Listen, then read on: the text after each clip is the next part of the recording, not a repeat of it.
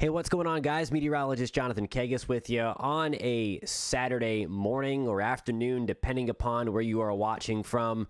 Post in the comments where you're tuning in from. We have a lot to get to. I took a poll on the community page with the 3 big weather stories, and then there's also some miscellaneous things that you guys posted in the comments. We're going to take a look at the evolution of that poll to see what we're going to talk about first. What we're looking at now is a live look at the radar. In the eastern side of the country, have a little bit of light snow going on in northern New Jersey, also into New York City, parts of Connecticut, western Massachusetts. We have some of that snow sliding in as well. It's very light. It's nothing too crazy, but we do have rain moving out of Roanoke towards Smith Mountain Lake. You're familiar with that area. We also have rain moving into Knoxville, into central Tennessee, Nashville, west of Memphis. Good morning in Hot Springs and Pine Bluff. In Arkansas, we have some rain moving through as well. So post in the comments where you want to watch, where we want to take a look at. And then we're going to get into all that stuff. Not to mention, there's a giant blizzard north of Los Angeles, east of Los Angeles. This is really, really rare. We're going to get all into that as well. Hey, David, what's going on, my friend? Riken, we're going to talk about, we can get into that in a little bit. Storm Boys, good to see you. Hey, what's going on? Matt, how you doing? So he's right out in the thick of this California blizzard right now. So thank you for that report. Marble-sized snowflakes at about 2,000 feet, 2,500 feet. Western Mojave right now, all the way down through, that's crazy, into Los Angeles. That is, I mean, that's a super, super rare storm. Hey, Storm Boys, how's it going? We're going to get into that severe weather threat. What's up, SFJ Squad? Good to see everybody. Keep posting in the comments what you want to talk about. And again, here is, again, into Mojave, right where Matt was just talking about. Let me bring up the live chat again. Again, post away. We're going to get into all of this stuff. Just some crazy heavy snow and crazy stuff. What is going on out in California right now? This has been a historic winter for California. It's at least one through the last few decades. It's been a very long time since we've had a winter this great for the Sierra Nevadas. Certainly, I mean, there are blizzard warnings north of LA, and I know that they are in the elevations, the blizzard warnings anyway, in the blizzard conditions. But still, to Matthew's point, who's right there, look at how close the snow is to downtown Los Angeles. I mean, we do have the elevation close by, but still very heavy rain right now in downtown LA. Look at that. Just nuts. I'm ready to see what happens when the severe weather threat, but I'm pretty sure North Texas won't really get into anything due to the really strong cap. There are 2 things involved there, the cap being one of them. We'll get into that in a second. Very interesting winter, and we're going to break all of that down. Let's take a look at the poll results. This is what you guys had voted on for those that saw this. And again, if you want to talk about something that's not in this poll, post that in the comments below. 36% for the California blizzard that's ongoing. We have a 45% wanting to talk about the Northeast Snowstorm potential. We're going to break that down for sure. A lot of stuff to talk about. The severe weather threat in the plains we're going to get to. And then other. We did have a vote in the comments for other, and that was to be hurricane season, less than 100 days away. Crazy. It gives me PTSD that it's already that close, with Florida being hit by 2 of those. Nonetheless. All right, I lost all my radar data. There we go. Right back. So there's the very, very, it gets 2. It gets a very, very heavy snow, heavy rain, but the West is just going to continue to get pounded, not only for the rest of this weekend, but also in the week ahead. Since I know that I have a few people here that are interested in the severe weather threat, that is what we are going to focus on next. If I can find all of, I have another tab open. I never close my tabs. It was on the same tab that I just had open. One of these days, I won't open a million tabs. If you know exactly, if you're a tab person, hit that thumbs up button. All right, so we're going to get into the severe weather threat. And basically, the severe weather threat is coming at us from the same system that is diving through. I'm going to pull out my telestrator. There's the upper low. And this is the European rendition of that low. So we're going to get into Sunday night into Monday morning. That's when we have the main severe weather threat. And then here is that inverted trough. So we draw the trough back here in the dashed lines, and we're looking for the main round of severe weather to happen right about in here, from Kansas to extreme North Texas, and then into central and western Illinois. I want to show you what the latest, that's the snow. We're going to get to that in a second. Post in the comments if you're interested in that snow. But I want to give you kind of a look here what the future radar is going to show. I think most of Sunday afternoon is going to be fine. And to Storm Boys' point here, when he mentioned about the cap being strong, look at this. I mean, through noon and 1 o'clock Central Time, there's not much happening. Stuff tries to go up, but we're just not getting anything sustained until, look at this.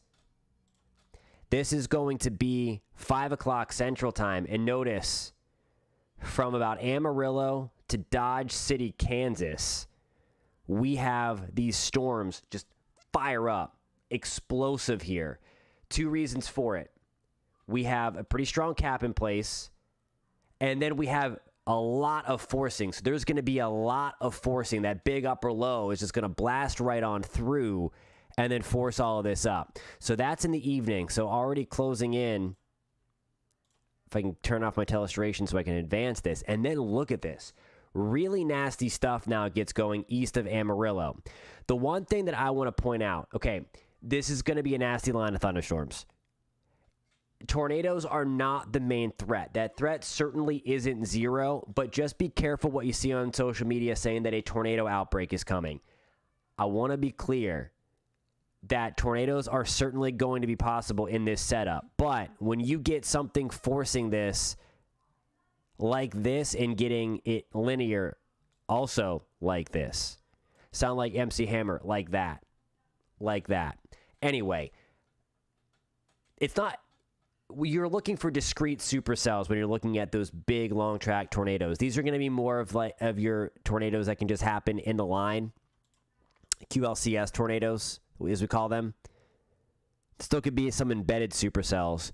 But notice how most of this is linear. And now we're getting towards 0Z, 1Z. So this is going to be 7 o'clock Central Time. A lot of heavy rain, a lot of thunderstorms.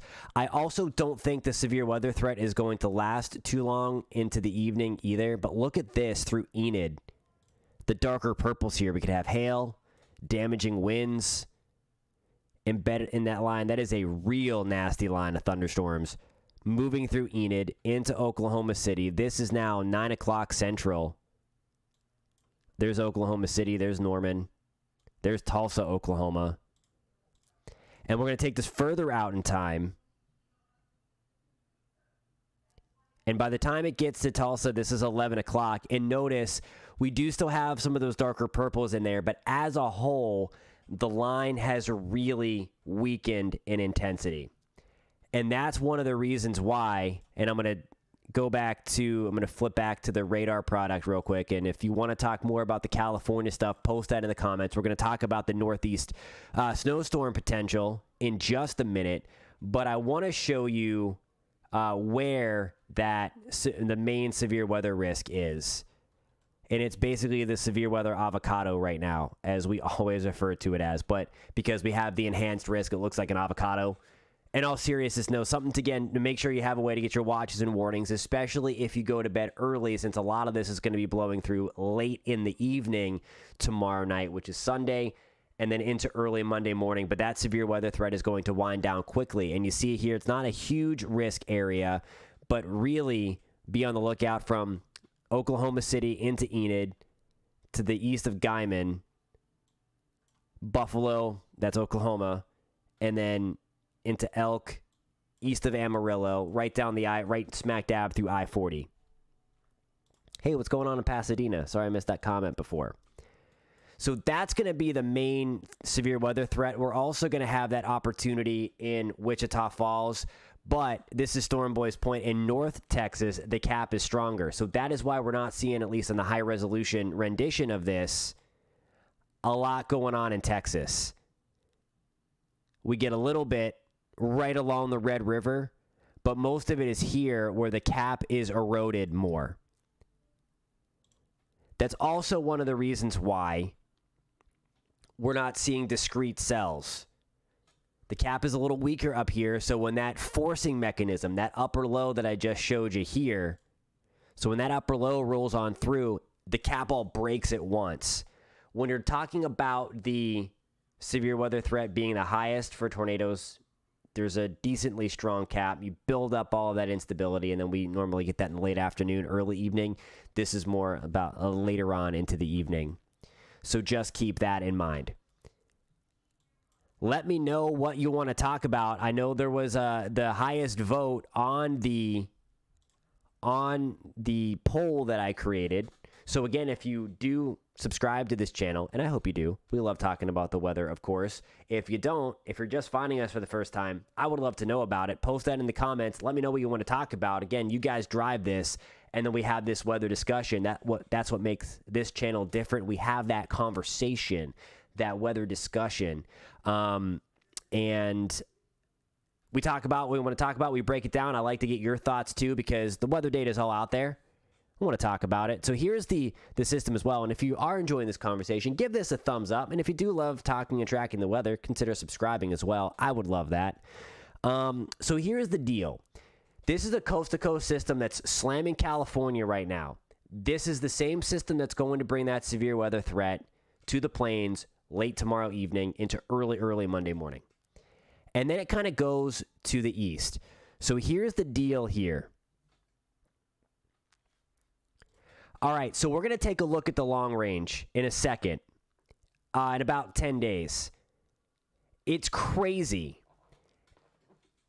Maryland has been just missing all of this. You're going to have a shot. There is at least a hint of a snowstorm potential for you in about 10 days. And I'm going to show you what I'm talking about in just 1 second and why there is a shot.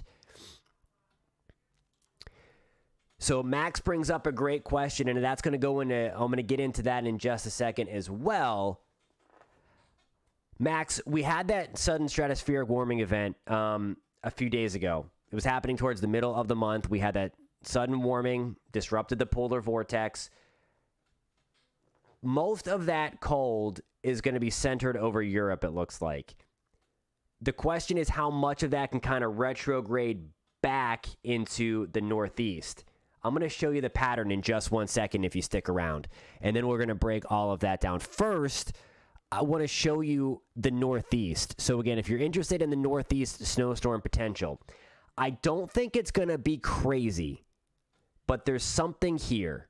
So this is now Monday night into Tuesday. This is 1 o'clock Eastern. And you see what's going on here.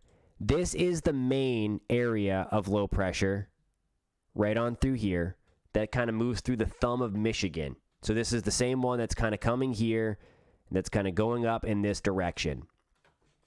But we have another area of low pressure. It's going to kind of transfer its energy to a developing area of low pressure off the New Jersey coast, and then it kind of goes like this. All right, so that's what we're going to be watching happen. I'm going to show you the upper level pattern because it's still at this stage in the game that's the most important thing to look at rather than some of the crazy numbers that have been shared around social media. You'll hear me go on a rant in just 1 second about that. But note that we have a kind of this thing blowing up a little bit. But also note that it quickly kind of gets on out of here. Still some snow lingering back. For that, we're going to go to the upper levels of the atmosphere. Okay, so there's certainly some snow, and then I'm going to show you the European ensemble forecast, kind of taking the mean, the average of all of the European ensembles together. Still at this stage in the game where we're talking about something Tuesday afternoon, that's still the best thing to look at right now. We're going to head back up here, and this is the European now rendition of the upper levels. So here's the deal. We have two pieces of energy that we're watching. Okay, two upper lows. There's the main upper low that develops out over the Atlantic Ocean. And then we also have this dip in the jet stream out over the Great Lakes. Some of the models that were going crazy over the last few runs had a stronger upper low here, and this guy wasn't as fast.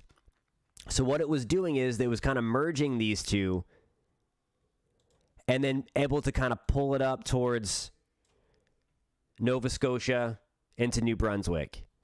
What's happening now is these two are kind of staying separated. We have this guy back here. We have this guy here.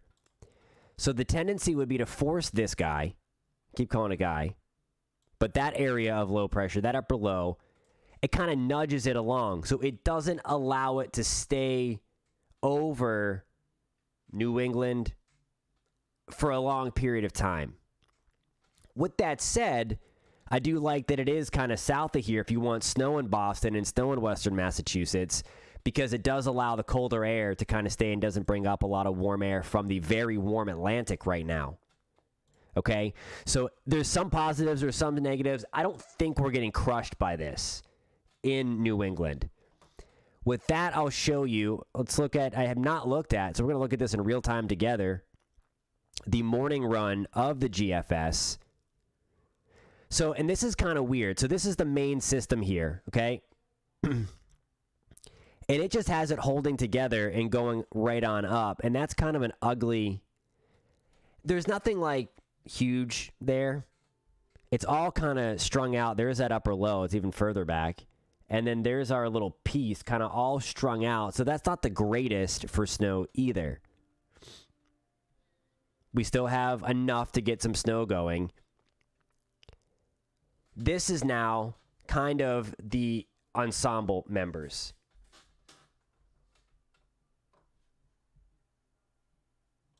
Hey, David, we're going to take a look. I'll bring up the high resolution model for you, and we'll go over that. We'll break that down in just 1 second if you stick with me. And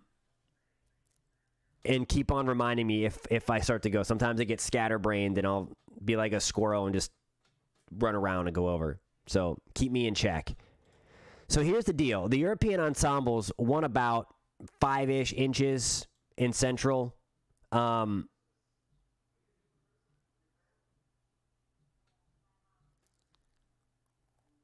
Through Central Massachusetts. See, there's the squirrel, because I saw C-Max, and I saw C-Max comment there. We're gonna get into, and I would love to break that down. And that's exactly the storm that we're going to take a look at. And then I'll show you the long-range trends as well. So if you're interested in some of the long-range stuff, stick around for that. So anyway, there's not a ton of snow here. This brings me to my rant for this Northeast snowstorm. Not really a rant, but just like a word of caution. A lot of the model runs that are being plastered all over social media don't remove sleet from the equation. So you have to look closely to see what it is. It'll say snow plus sleet, and there could be some mixing involved with this because there's not a ton of cold air hanging on, okay? So just keep that in mind. But with that said, I do still think we're going to get snow here. The question is how much in Nantucket. The European ensembles do want a couple of inches in New York City. It's all going to depend upon how far south that goes, that little upper low. But I still think a plowable snow is possible, especially from central Massachusetts into central Connecticut, and then certainly where you're seeing that purple. That purple color there represents 6 inches of snow. So there are still some questions. There's a lot of uncertainty. It is a very complex upper-level pattern. Temperatures are still marginal, but that is certainly something that we are going to watch. You saw me open up a tab there. I'm opening another tab because what I don't have is the pattern going forward for the next couple of weeks. I want to show you the European ensemble forecast, which ensembles are better long range because it takes some of the runs, at least the ensemble mean, because it takes some of the noise out. It kind of averages in some of those rogue runs. And there's the question about this system coming through Maryland. That goes hand in hand with the sudden stratospheric warming event, because that pattern could flip. during that time frame because of what we just dealt with in the stratosphere. And I'm just seeing how far this goes out.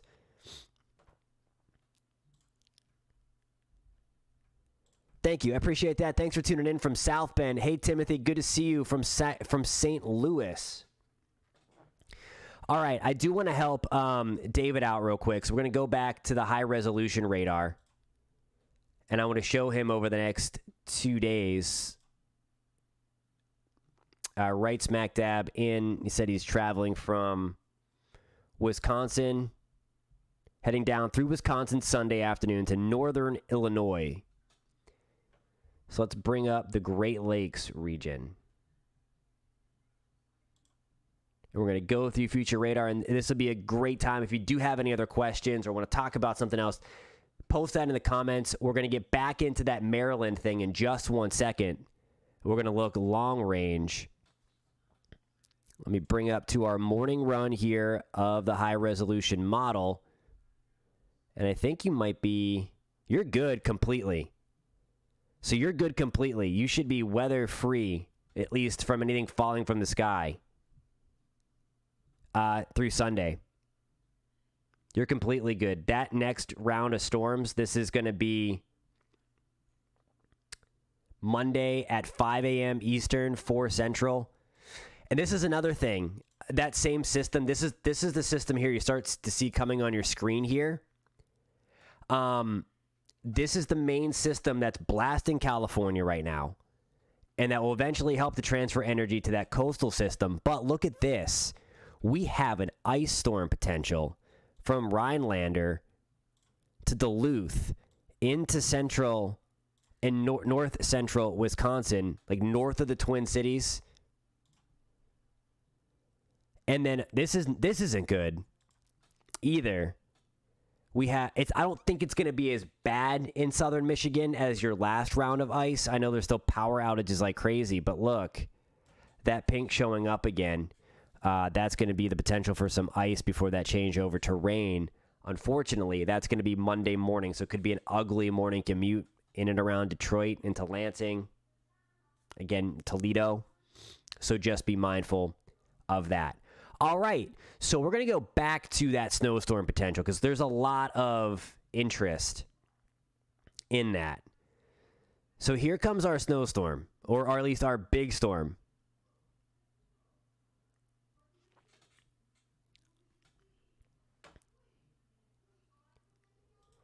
You do remember. I love it. So I don't think so. At least I don't think Texas-wise.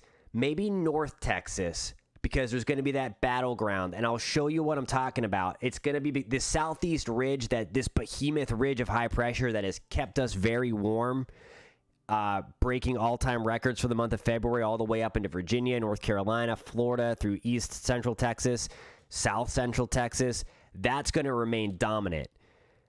So I don't know if we're going to get it that far south, but this is kind of what I was talking about here. This little storm. Now, I wouldn't get too excited just yet if you're watching from the D.C. or Virginia area, but we do have pieces here. Okay, we do have some pieces, and let me just check to see what the upper level pattern is going to be like. Let me just roll through here. I'm always cautious because we don't have it all. So I'm going to do a little bit of bouncing around, so stick with me. Here's our upper low. Okay, and this is going to go into that thing that we were talking about, that WBAL is talking about a pattern flip for winter. This is the first thing that's going to be in that 3rd, 4th, and 5th ballpark of March. Of course, we're looking towards right here. That's where I know there's a lot of colors on your screen.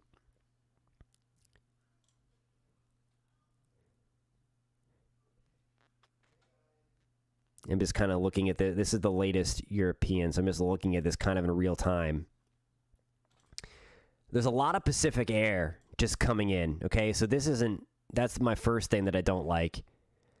The one thing I do like, though, is at the surface. Brian, hey, buddy, we'll go back to Arizona in just 1 second if you stick around. here you go. And we can take let me get you in a little bit closer into the mid-Atlantic. You know the deal in Maryland or DC. Something can look great like 10 days out, and then it fall apart. So in the Baltimore area, in the Maryland area, in the DC, Northern Virginia area, this is going to be Saturday, so a week from today. Right? Geez, March is already. So a week from today, the European and others are spitting out some snow. Okay? The one reason on my excitement meter, I would probably give this a 5 out of 10 right now because there are pieces there. I want to get a little closer to see how those pieces, kind of the storm coming together, looks. The winter storms, I always like to say, are like Voltron or like Power Rangers, like the Megazord. Like there's pieces that have to come together to make the storm be good. You need to have the cold here. You need to have enough upper level energy. You have to have everything come together. If you don't have all the pieces, if you're missing one of the lions, if you're missing one of the, I forget what the heck they even called the. If someone was a Power Ranger fan, what the heck were the things before they made the Megazord? It's not important. If anybody knows, please post that in the comments. But what I'm trying to say is, they're not as strong individually as they are once they come together. And that's what we're going to be looking at here. It's a very quick hitting system. It is the low pressure is in the right spot because you don't want it to kind of undercut here and bring up some warmer air. The one thing we do have, I'm going to bring up my surface pattern, and we're going to go back out in time. This is the first storm in New England, and it kind of just shows that's the old dying low pressure, and then that green represents where we have the developing low off of our coast. But it's going to be this. We have something known as cold air damming coming into play. So the only thing you need, the number one thing you need for snow is cold air. It seems obvious, but that's the number one thing you need. We haven't had a lot of that, of course, in the mid-Atlantic or Northeast for that matter, when there's been a lot of moisture around. So this big chunk of red here, this is a nice big high pressure cell. Okay? So that is going to allow us to have cold air in place next Saturday. So if we can get a storm, there it is. You see a 998 millibar low. That doesn't matter the strength because as long as we have moisture there and we have cold air, we can get some snow. I would like to have a ridge here. We don't. It's more like this. Nonetheless, we have pieces. So we're going to be watching this moisture going in that direction. So it undercuts Virginia. It moves through southern North Carolina. So from a surface pressure standpoint, I like it. Upper levels could be better, but from the surface, I like it. So that's going to be your deal in terms of, so I'm telling you there's a chance for some snow in the Maryland area, in the Virginia area. I wouldn't be like, all right, we're going to have school closed or anything at this point. It's still a week out, and we know the deal with how this winter, and as our friend pointed out, hey, Bills fan, if you're still with us, it hasn't been the greatest, and especially in D.C., we always miss out, other than 2010. All right, so now to go long range about the sudden stratospheric warming and about the pattern flip. So this is going to be over the next 10 days, and we're going to go all the way out.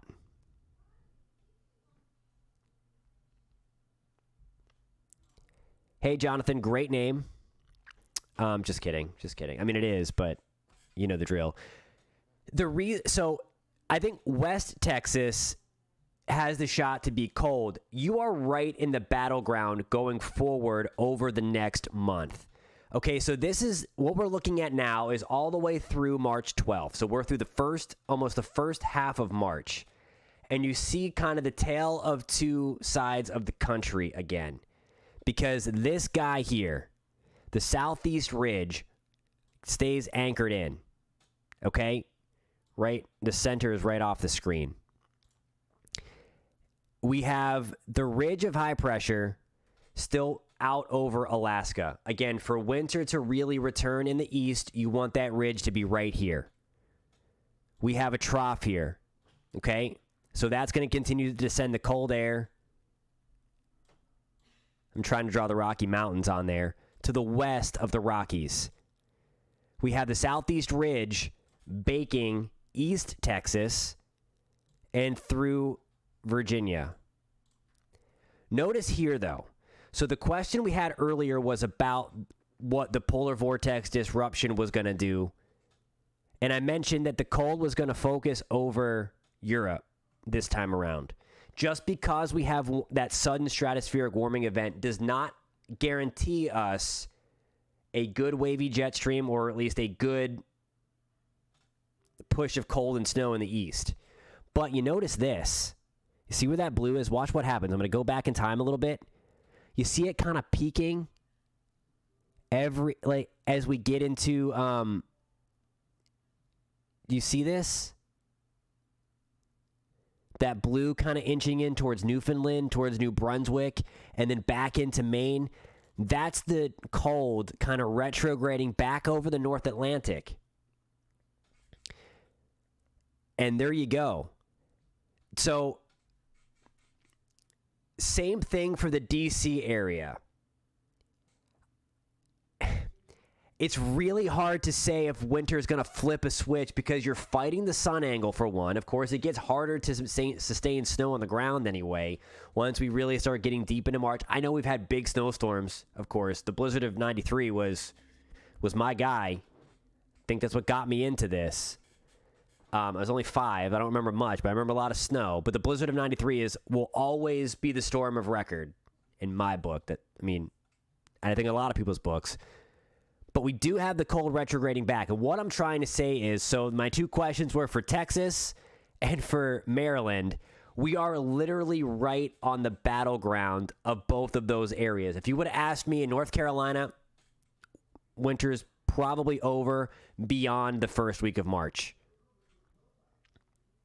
2010 was a great year to be in Maryland.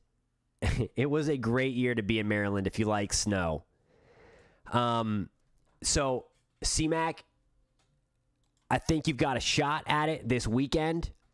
It's beyond that where I'm a little more uncertain. I'm going to try to pull out I'm going to go even further. I'm going to pull out a climate model. So just give me a second here.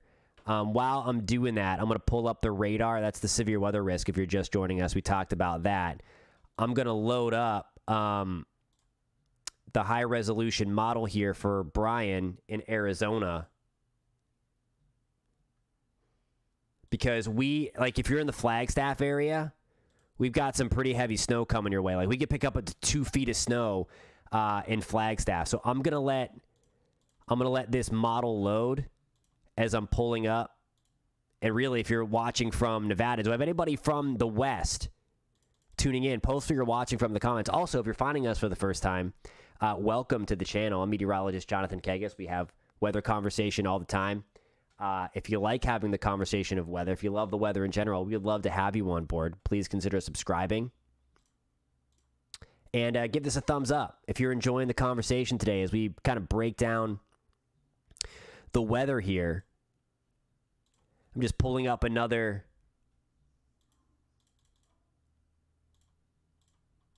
There we go. That one takes a little bit longer to load because there's a lot of data coming into that.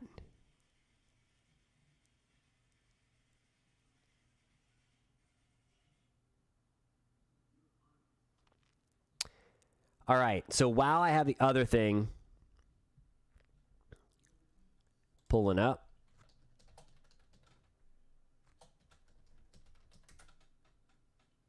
I'm just typing away.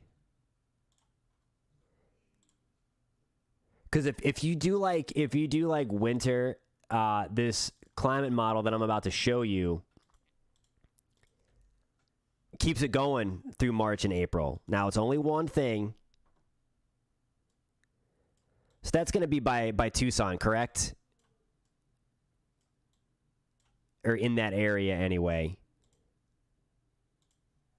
All right, so let's go out in time.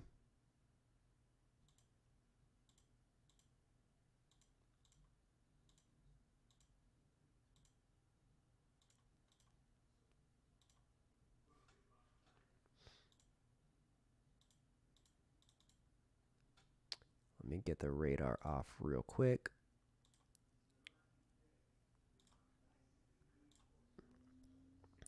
So that we can clearly see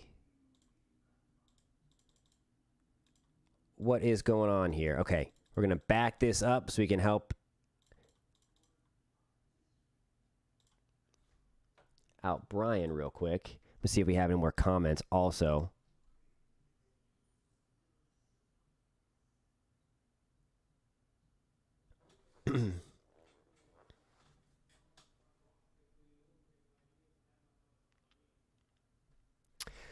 All right, so it looks like this particular run is having some issues. Here we go. It's finally loading. All right, so Brian, it looks like this is going to be the 26th. So this is tomorrow morning at about 4 a.m. your time. And there's some heavy rain south of Phoenix and east of Phoenix. And then all the heavy snow is going to be north of towards Sedona into Flagstaff. Look at that, right across I-40. And then here we go into the Tucson area. Let's back this up to show you coming into Tucson. Some very heavy rain into Tucson. This is going to be at about 6 a.m. tomorrow. And then this is 8 a.m. tomorrow. You have some snow and ice mixing in. And then it kind of blows on through. So really, but once you get after lunchtime, you're kind of done, and then you're a little colder again. You bring back the cold.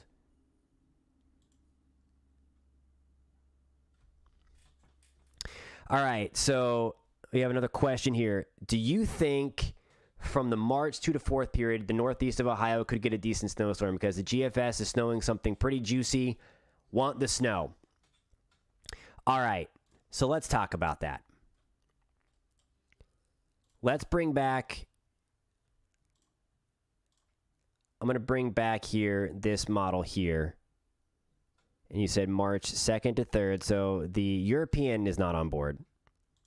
We're going to get into the actual, let me go see model animator. Let me bring up the GFS, and then I'm going to show you that climate model. So if you like I said, if you want cold, the late season push of winter, give me 1 second, and I'm going to show you that.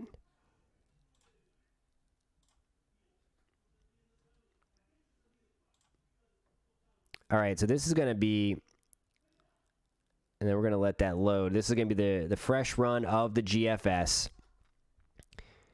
As that is happening, I got to find my other tab. All right, so this is a climate model. Okay, this is the CFS V2. Let me get Rev's comment off of here real quick. I know, the suspense. So it did a really good job. There's the Southeast Ridge that baked us. It's keeping it there through February, through March 6th, okay? Over the next 10 days. It still has that ridge building there. So this is now through about March 11th, okay? Notice what's happening, though. Big round of cold coming back in. It wants a ridge building out in the bay there, or in the Gulf. And then look what happens.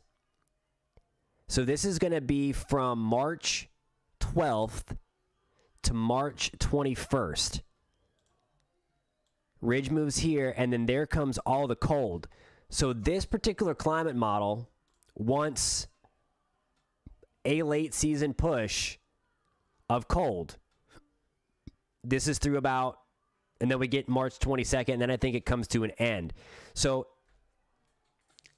now this would be the pattern that you would want, okay? This is clearly the ridge over Boise, Idaho. That's the Boise Ridge that we so desperately need. We need that right here, because what that does is it sends the cold in this part, it sends the storm track like this, and then up like that. Okay?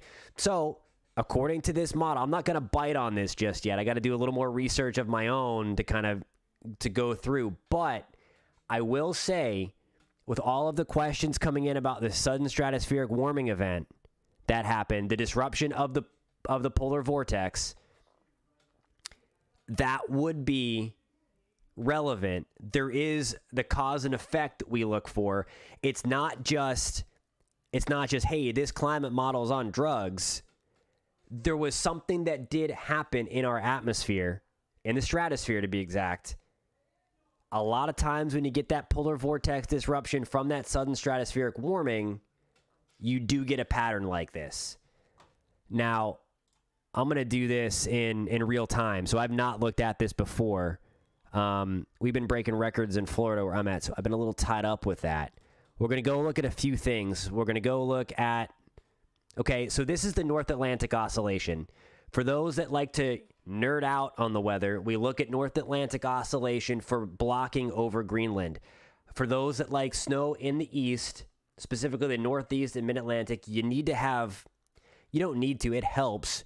You really need to have blocking, which would be the NAO being negative. This is the neutral line here, and you do see through the first week of March that does go negative. So there we go, that's going through the first week of March. Hold that thought, Timothy, and we're gonna break that down. My thought is some heavy rain. I don't know about the severe weather though. Give me 1 second. We're gonna get there.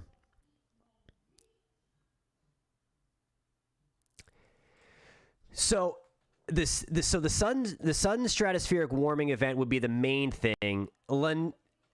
The North Atlantic Ocean would take a lot longer to cool, so I wouldn't put it on. I wouldn't blame that on the colder air. I wouldn't blame that on the colder ocean. But the sudden stratospheric warming event absolutely is true. We can in New York City. We're going to get into that.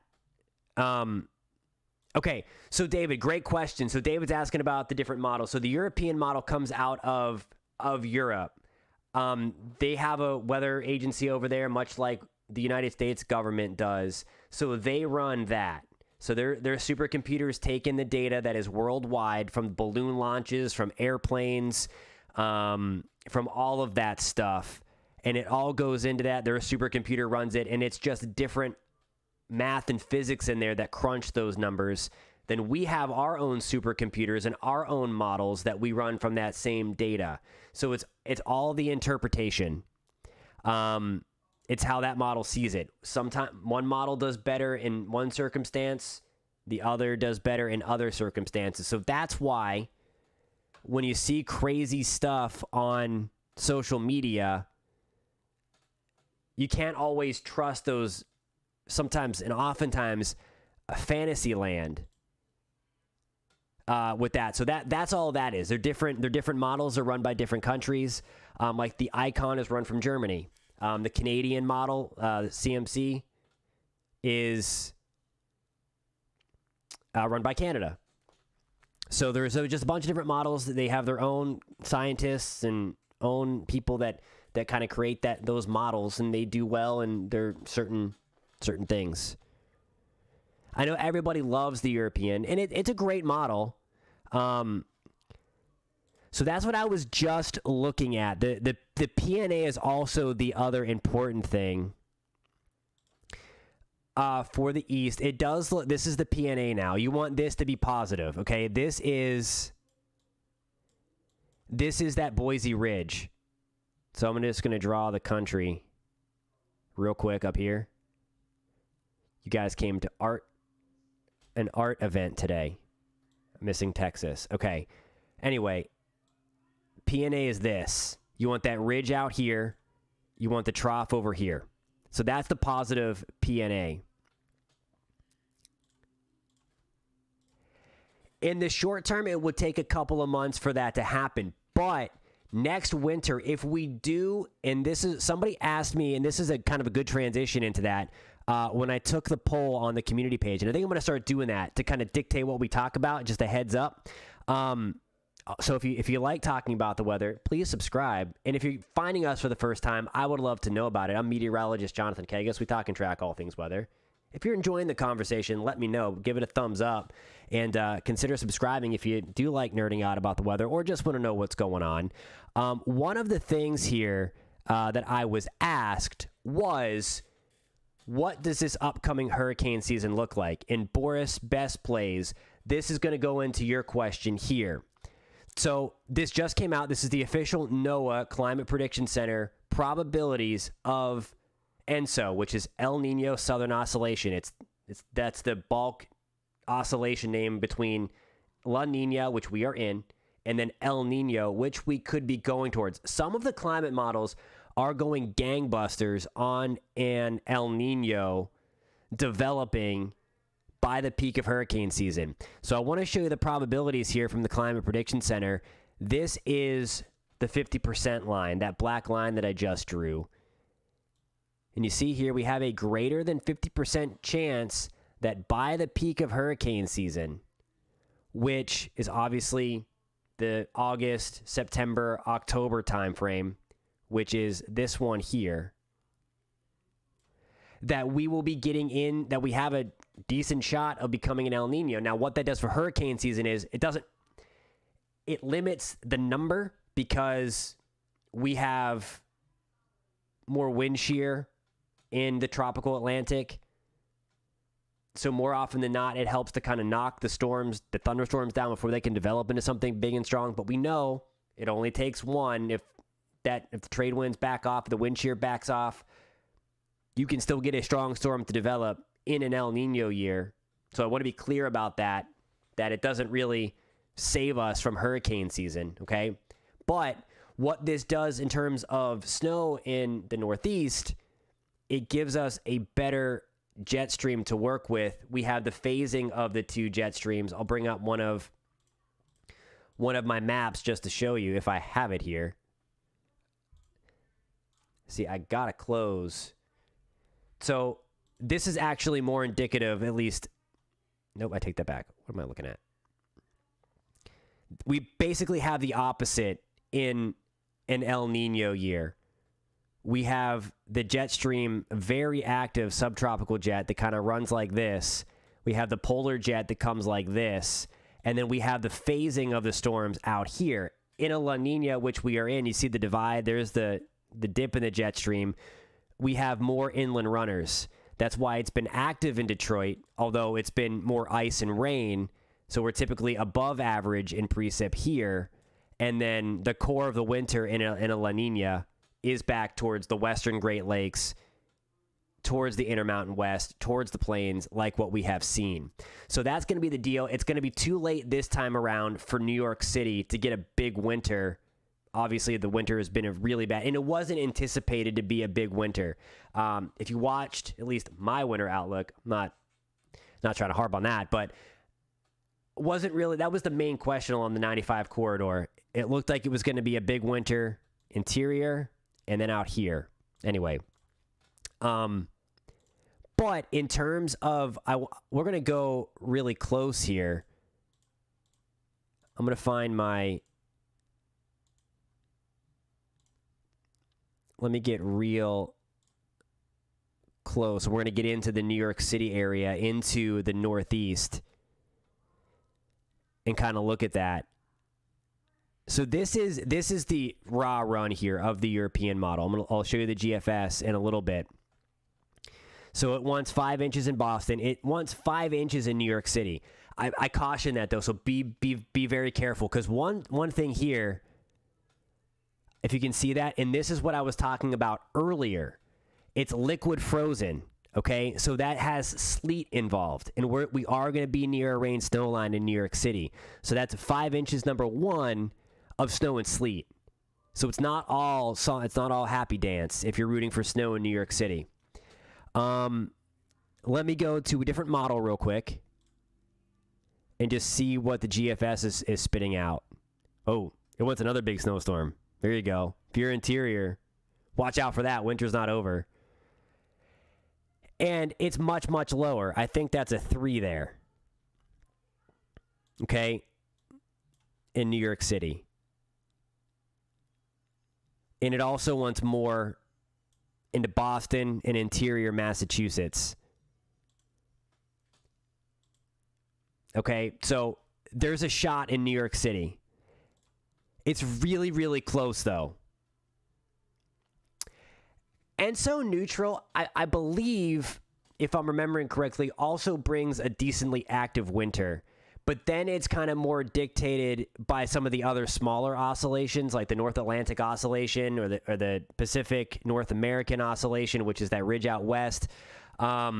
So just keep that in mind, that we have, when there's not a strong ENSO, when there's not a strong La Nina or a strong El Nino, other things can dictate what we're talking about for, a stronger signal for the Northeast.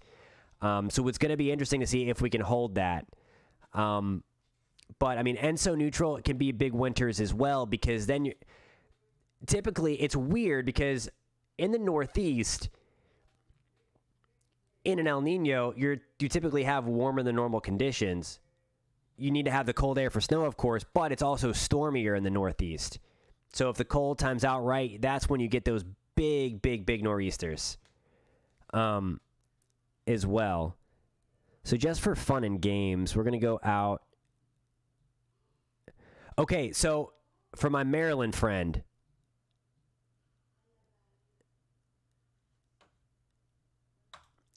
okay, so that's a great question. I would venture to say no. And there are 2 reasons for that. 2, because I think this gets linear real quick and that tornado threat goes down real quick. And number 2, it's going to get dark real quick. Now, there could be some good storm structure out there. There could be some good hail initially as well. But I don't know. The tornado threat isn't 0 out there in the plains. But man, let me go back to that high-res radar. Okay. Yeah, I don't know. I don't know if it's just because of that. And some of the stuff that we're talking about, especially in North Texas, the cap is super strong. The cap is way weaker not way weaker, but it's, you saw that burst there coming through and stuff. Just going back through some of the comments here, make sure it got everything. Oh, hey, what's up in Hattiesburg? Good to see you again. The severe threat on Sunday, I think that's going to be to your west. Let me bring up in Hattiesburg. I'm going to bring back the radar. Oh, yeah, St. Louis.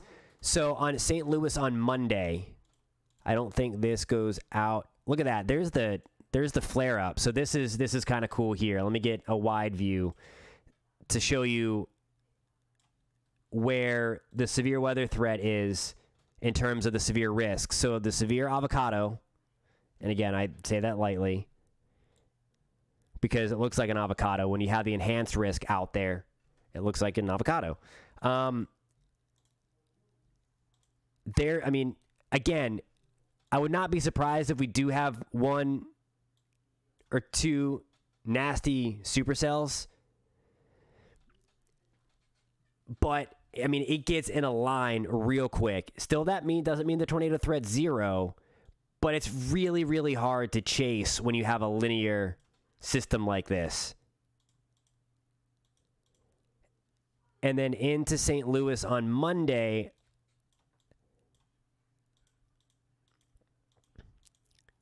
there's your storm threat. So this is going to be at 5 a.m. Central. You'll have a nasty line of thunderstorms coming through, but they're not anticipated to be severe. So I guess when they're saying alert day, it's something to be mindful of, because during your commute, there's going to be some very heavy rain in St. Louis on the 27th. This is Monday morning. And for that matter, up into Springfield, Illinois, into Chicago. Look at that heavy rain. Look at that. I mean, that is crazy. Rochester, Minnesota, this is the places that just got nailed with some heavy snow and wind. Milwaukee, some heavy rain. This is Monday morning. And then there's that snow in Rhinelander changing to some ice in Wausau, Eau Claire. So there's some big time stuff there.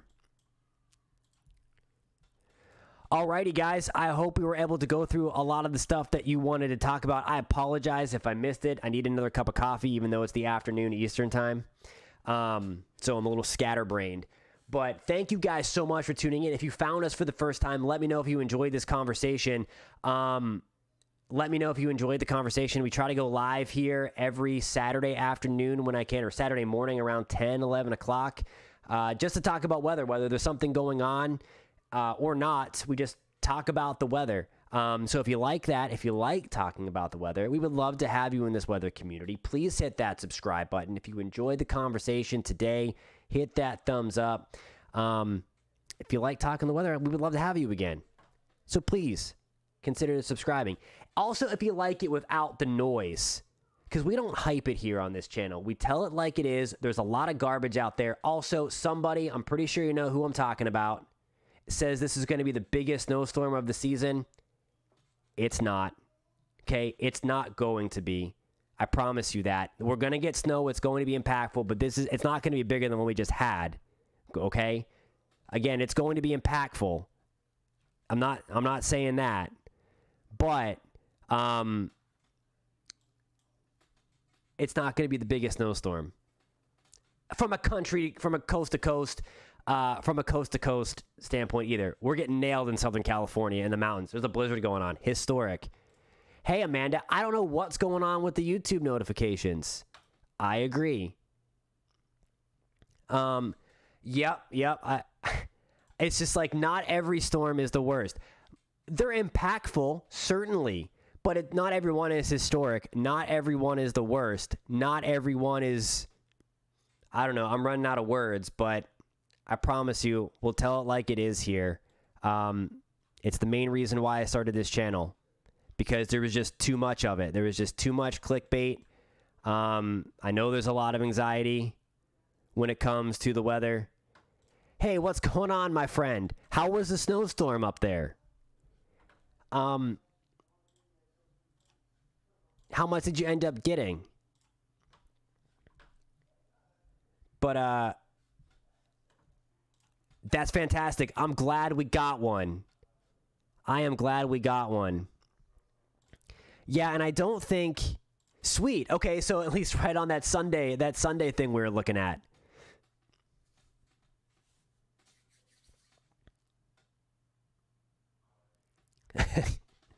Okay, I agree on that one. Yeah, no. So, I certainly agree on that one.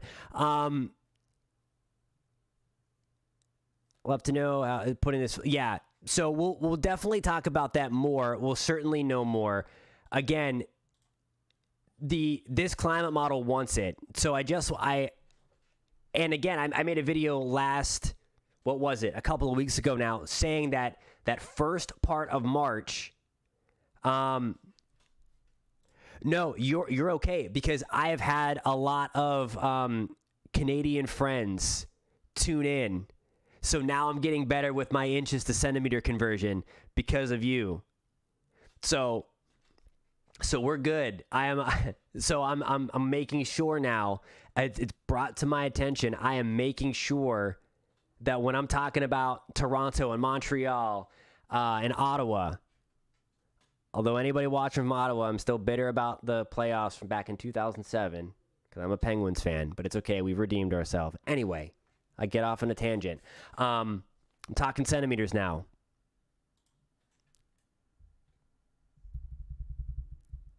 All right, so yeah, so CMAC. So yeah, that is 100% in the realm of possibilities. And there you go. This is going to be for the first half of March. I don't want to go all in yet. Okay? I don't want to go all in. And we're going to be in that battle zone right in Tennessee for the next few weeks because there's that southeast ridge. And so the weather could get very, very interesting over the next couple of weeks. We talked about how March would likely come in like a lion. And I still believe that to be true just because we're going to have this southeast ridge keeping it really warm down here. You know what? That's a great point. I should start to put in like how much money I would bet on that. That's how I should start doing it. Like I'll put in a couple of units here. So like I said, for the DC thing, hey, what's going on, man? Good to see you. Oh, you were talking to the other Jonathan because he said, hey, Weather Watcher. I can't keep up. There's so many Jonathans on the stream. So yeah, when we talk again, and that's some of the videos are going to focus on. No, you can't. I went to school for this stuff, and I would still lose a lot of money. But I'll tell you what. I know the joke is out there. I know the joke. It's the only place you can be wrong and be paid. Although those sports betting experts, I will tell you, they have lost a ton of people some money because they all bet Philly to win the Super Bowl. And who won? The Chiefs. I did pick the Chiefs to win the Super Bowl, though. Okay? I'm just saying. All right, let's take a look at upstate New York real quick. Let me get back to my million different things. So for upstate New York, here's what we're looking at. Hey man, that hurts. That hurts. I thought we were cool, man. I'm just kidding. 100%. All right. So for upstate New York, this is the European ensembles. It wants about 5 inches for this next snowstorm. And then there's something potentially bigger in the works. Let me get... That's what I just showed you. That's through the next few weeks. But CMAC. So here's the deal. So and this is why... Okay, so the GFS doesn't want anything. This is for that snowstorm. It doesn't want anything. So there's a huge difference here.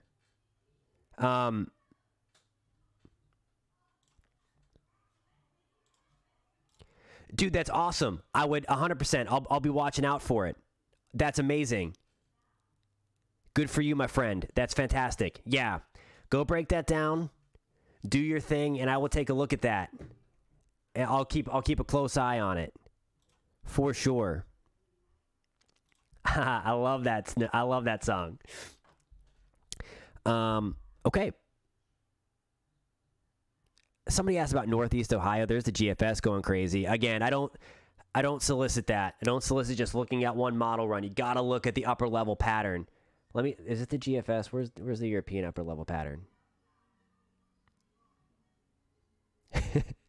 All right, so that was don't do me a favor. That was not gospel. That was not gospel. That was just the GFS crazy run. So I'm not completely on board on going out that far. I don't like doing that.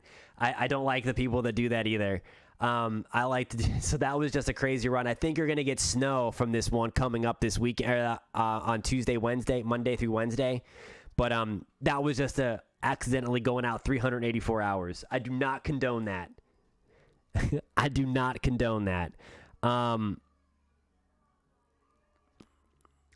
So where are we at? This is the GFS. Let me...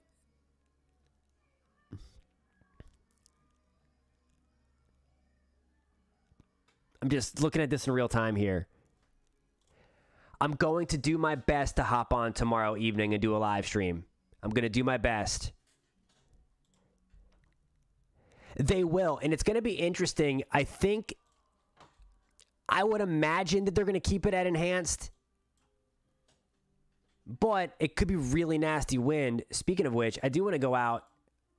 There's a rare day 3 here as we started to get in for like south of Indy into Louisville. So Amanda, we could have some stronger thunder. We're in the marginal. Doesn't mean, but there you are. This is on Monday afternoon. My high-res radar doesn't go out that far, but you could have some stronger thunderstorms moving into your spot as we get in. I could definitely see that.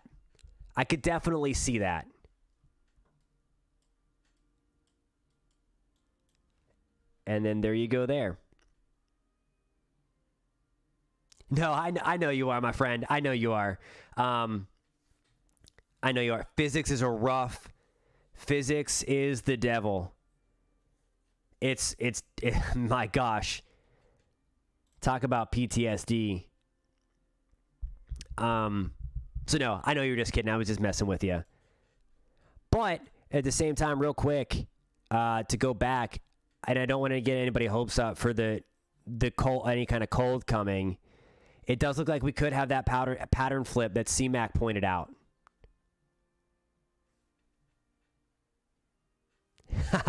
That's awesome. That's fantastic. We'll try to get you some snow. We'll try to get you some more snow.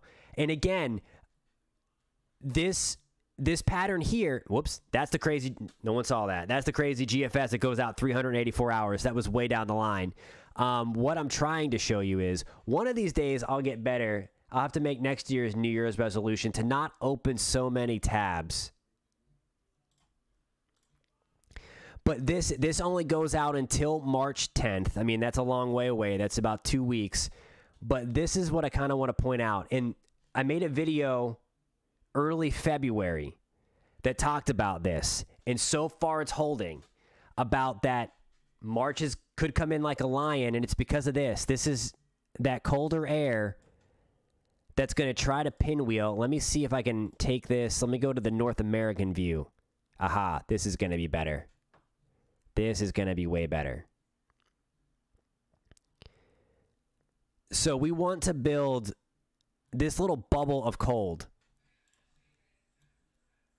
We're going to see if we can get that to kind of retrograde back into the country. The one thing that holds strong here, and I'm going to leave you guys with this, is that we're likely going to have Blowtorch City in the extreme southeast. And then the cold. This has been the one thing. So we talked about that PNA. This is basically the EPO right here, and this has been negative, and this is because of this big ridge out near Alaska. For good snow and cold in the Northeast, you want that ridge to be right here. Right here. Okay? And then there you go. So this is what could make things crazy because we're going to have the cold kind of pinwheeling back through the Northeast. So in short, here is my interpretation of the next few weeks. And I'm going to look more in that. There are a lot of long-range questions in here. The South is going to stay really warm from East Texas down into the Caribbean. For anybody that's tuning in from the Caribbean, I know I have a lot of friends in the Caribbean. The cold is going to stay latched on back here. The main question is, do we get the cold into the Northeast? Much like what we did when we had those crazy wind chills in New Hampshire, on Mount Washington, we had that very isolated, very localized New England blast of cold. I think we might be able to get that, but it might not be able to go far south. But that.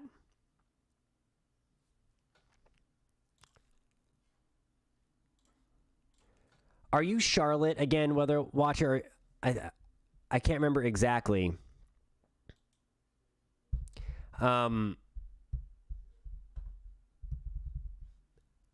I know it's stupid hot. We were close to 90. I'm in Orlando, and I mean it's been awful. We're supposed to be like in the mid 70s. That's our average. And I mean same for you in Hattiesburg. You're supposed to be in the lower 70s. I think is your average. This is supposed to be the most comfortable time of the year. Get rid of it. Get rid of it. Okay, Kevin, so here's the deal. You know why it didn't snow? Because you got the snow shovel. If you return the snow shovel, it's going to be game on for snow. You know that's how it works. Hey, good to see you, Robert, as well. Thank you for joining the live stream.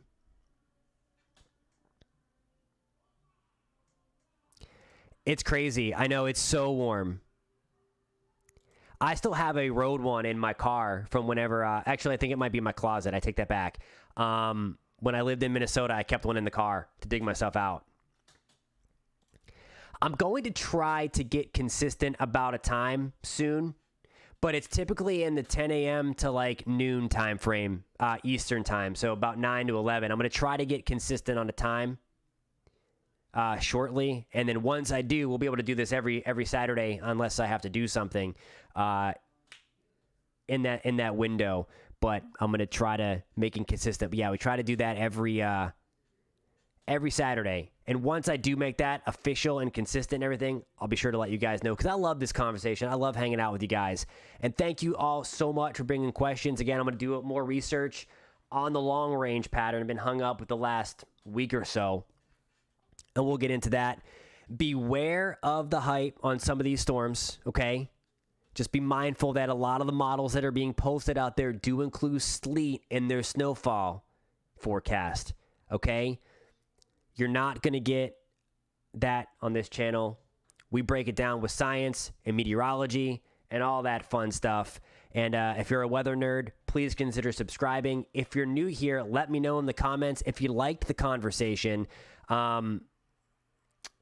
If you like the conversation, and part of that too is because I'm at the news channel in Orlando, and we're I'm focused on that too. So I have the actual job as well that I have to do. But I do like to come on here to combat some of the hype and to combat some of the stuff. I'm a big snow lover. I know I'm in the wrong spot in Florida. I'm a big snow lover. But you got to be careful. We're never going to root for severe weather on this channel as well, like a lot of people do. But we're going to tell it like it is. We need to give you a heads up. We will. I promise you that. But you're not gonna find hype here. You're going to find good conversation. You're going to find good science, good meteorology, and then again, great insight from you guys because a lot of every topic here that we talked today, the long range, hurricane season, Northeast Snowstorm, all that stuff, we broke it down. And again, there's different ideas all across the board, and we love having that conversation. So if you like to have the weather conversation, please consider subscribing. If you liked the conversation today, give that a thumbs up. I got to run, guys, but it was great seeing everybody again. I'm going to try to go live tomorrow. Can't make any promises on that, but I'm going to try to as the severe weather situation gets underway. And I hope the notifications start working. But anyway, but all that stuff. So thank you guys for tuning in. Good to see you again. Be safe out there. Absolutely.